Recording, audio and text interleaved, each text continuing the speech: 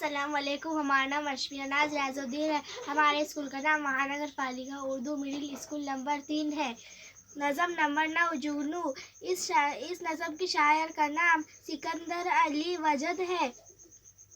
बरसात की रात थी अंधेरी, कुछ नींद उछट गई थी मेरी।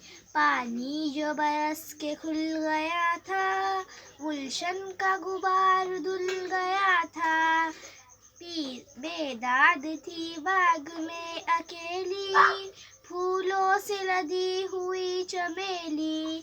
निकत बर्बाद हो रही थी, मखलूक तमाम सो रही थी।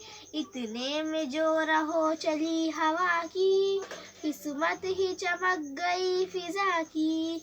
होने लगी जुगनू की बारिश, फितरत के जमाले की तराविश। नहरों पे तपाते बर्फ पारे, रगसाते ज़मीं पर सितारे।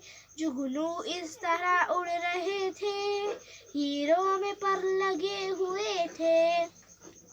जुल्मत मोती लुटा रही थी, परियों की बारात जा रही थी। मैं इस मंजर में खो गया था, हर मोए तन आँख हो गया था। अस्सलाम वालेकुम।